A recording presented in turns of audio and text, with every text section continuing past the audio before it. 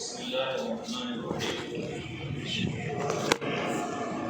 قوم بنی اسرائیل کا لفظ قرآن کریم میں تقریباً 40 مرتبہ آیا ہے۔ اسرائیل حضرت یعقوب علیہ السلام کا دوسرا نام ہے۔ ان کے 12 فرزندوں سے جو نسل چلی انہیں بنی اسرائیل کہا جاتا ہے۔ ان کا مذہب یہودیت ہے۔ مذہبی اور قومی اعتبار سے تاریخ میں ان کی بڑی اہمیت ہے۔ تقریباً 2000 سال تک ان کے اندر انبیاء اور مرسلین پیدا ہوتے رہے اور دنیاوی ترقیاں بھی انہیں صدیوں تک حاصل رہی۔ حضرت داؤد و سلیمان علیہ السلام جیسے اللہ کے رسول اور عظیم سلطنت و حکومت والے بادشاہ، اور حضرت یوسف علیہ السلام جیسے جلیل القدر نبی اور شاہ مصر اسی قوم میں پیدا ہوئے۔ دین اسلام کے ظاہر ہونے تک یہ لوگ اپنے وطن ملک شام سے نکل کر عراق، مصر، حجاز اور ان کے اطراف میں پھیل چکے تھے۔ خاص طور پر مدینہ منورہ کے ارد گرد ان کی آبادیاں تھیں۔ یہ لوگ بڑے مالدار اور تجارت میں ماہر سمجھے جاتے تھے۔ اللہ تعالیٰ نے قرآن کریم میں بار بار ان پر اپنے خصوصی انعامات کا تذکرہ فرمایا ہے۔ ساتھ ہی ان کی بدعمالی، بدعہدی، مسلمانوں اور اللہ کے پیغمبروں کے ساتھ ان کی بدسلوکی اور دوسری بہت سی خرابیوں کا ذکر کیا ہے اور انہیں اپنی حالت درست کرنے کا حکم دیا ہے۔ اللہ کی قدرت، زمین کے خزانے۔ اللہ تعالیٰ نے زمین کے اندر بے شمار خزانے پیدا فرمائے جن سے ہماری بہت سی ضرورتیں پوری ہوتی ہیں۔ کہیں زمین سے مختلف قسم کے رنگ برنگی قیمتی پتھر نکلتے ہیں جن کو ہم اپنے گھروں میں استعمال کرتے ہیں۔ کہیں کوئلہ نکلتا ہے جو جلانے کے کام آتا ہے، اور کسی جگہ سے پیٹرول نکلتا ہے جس سے بڑی بڑی مشینیں، ہوائی جہاز، ریل گاڑی اور دوسری سواریاں چلائی جاتی ہیں۔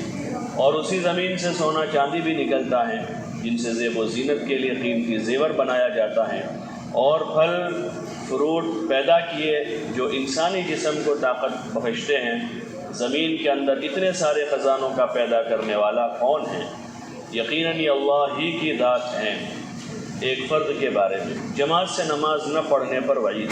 حضرت عبداللہ ابن عباس رضی اللہ عنہما سے کسی نے پوچھا کہ ایک شخص دن بھر روزہ رکھتا ہے اور رات پر نفلیں پڑھتا ہے مگر جمعہ اور جماعت میں شریک نہیں ہوتا، اس کے متعلق کیا حکم ہے؟ انہوں نے فرمایا کہ وہ شخص جہنمی ہے۔ ایک سنت کے بارے میں پانی پینے کا سنت طریقہ۔ حضرت ابو ہریرہ رضی اللہ عنہ بیان کرتے ہیں کہ رسول اللہ صلی اللہ علیہ وسلم 3 سانس میں پانی پیتے۔ جب برتن منہ سے لگاتے تو بسم اللہ پڑھتے، اور جب دور کرتے تو الحمدللہ کہتے۔ اس طرح 3 مرتبہ کرتے تھے۔ ایک اہم عمل کی فضیلت، استغفار کرنا۔ رسول اللہ صلی اللہ علیہ وسلم نے فرمایا، دلوں میں گناہوں کی وجہ سے قسم کا زنگ لگ جاتا ہے جیسے تانبے کو لگ جاتا ہے، اور اس کی صفائی استغفار ہے۔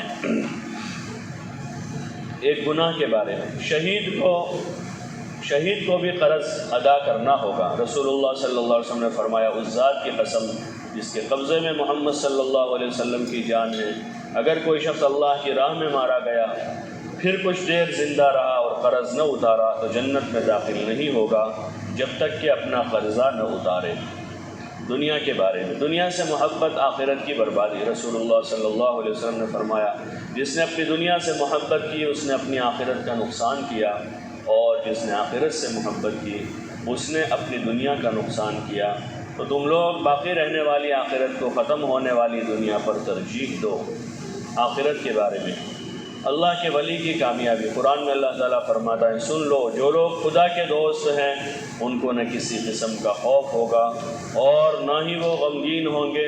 یہ وہ لوگ ہیں جو ایمان لائے اور گناہوں سے بچتے رہے، ان کے لیے دنیا اور آخرت کی زندگی میں خوشخبری ہے۔ طب نبوی سے علاج، زہر اور جادو سے حفاظت۔ رسول اللہ صلی اللہ علیہ وسلم نے فرمایا، جو شخص صبح صبح بغیر کچھ کھائے پیے مدینے کی 7 اجوا کھجوریں استعمال کر لے، اس کو نہ تو اس دن زہر سے نقصان ہوگا اور نہ جادو کا اثر ہوگا۔ قرآن کی نصیحت۔ قرآن میں اللہ تعالیٰ فرماتا ہے، تم سب اللہ کی عبادت کرو، اس کے ساتھ کسی کو شریک نہ کرو۔ ماں باپ، رشتہ داروں، یتیموں، مسکینوں، قریبی پڑوسیوں اور دوسرے پڑوسیوں اور دور کے پڑوسیوں اور پاس بیٹھنے والوں، مسافروں اور جو لوگ تمہارے ماتحت ہوں سب کے ساتھ اچھا سلوک کرو۔ اللہ تعالیٰ عمل کی توفیق عطا فرمائے۔ سبحان اللہ۔